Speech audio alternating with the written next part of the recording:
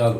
ఇప్పుడు మన కమలాపూర్ ప్రాపర్లో అంతకంటే ముందు 2 పెట్రోల్ బంకులు అటెంప్ట్ చేస్తే ఆ డబ్బులు లేవన్నారు. తర్వాత 3వ పెట్రోల్ బంకులు దొరికాడు. అంటే రోజుకు ఒక 3-4 అటెంప్ట్ చేస్తే ఒక్కటి సక్సెస్ అయినా కూడా చాలు. ఆ 3-4 అటెంప్ట్ అయినప్పుడు అటెంప్ట్ కాబట్ట వాళ్ళు కొంచెం అలర్ట్ అయ్యి పోలీస్ స్టేషన్ చెప్తే ఈ 4వ అఫెన్స్ కాకపోవు. కాబట్టి దయచేసి కొంచెం ప్రజలందరూ ఏంటంటే అత్యాశలు దూరం ఉండాలి, బాధ్యతతో వ్యవహరించాలి.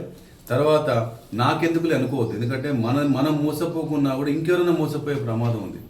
మనకు 10,000 రూపాయలు చిన్నగా కావచ్చు, కొందరికి 10,000 రూపాయలు అన్నది సర్వస్వం. కాబట్టి మనం కాస్త రెస్పాన్సిబుల్గా ఉండాలి, రియాలిటీలో బతకాలి. రెస్పాన్సిబిలిటీగా ఉంటూ రియాలిటీలో ఉంటే డెఫినెట్గా మనం మోసపోము. ఇలాంటి వ్యక్తుల యొక్క ఆగడాలకు చెక్ పెట్టిన వాళ్ళం అవుతాం.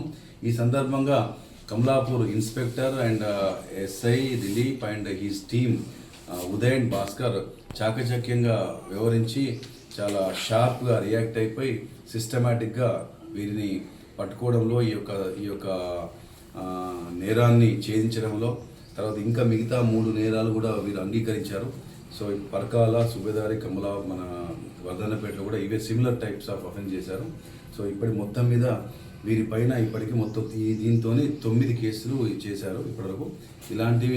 ఇలాంటి మనుషులు ఇలాంటి వ్యవస్థల ఎక్కడెక్కడో ఉంటారు. కాబట్టి వాళ్ళ విషయంలో చెక్ పెట్టాలంటే ప్రజలందరూ కొంచెం విజిలెంట్గా ఉండాలని చెప్పేసి కోరుకుంటూ, ఈ సైబర్ నేరాల పట్ల కావచ్చు, సైబర్ ఫ్రాడ్స్టర్స్ పట్ల కావచ్చు, ఈ రకరకాల మోసాల పట్ల కావచ్చు, ప్రజలు ఎంత విజిలెంట్గా ఉంటే అంత మనం కట్టడి చేయగలుగుతాం. So prevention is always better than cure అని చెప్పేసి ఈ సందర్భంగా తెలియజేసుకుంటున్నాం. Thank you.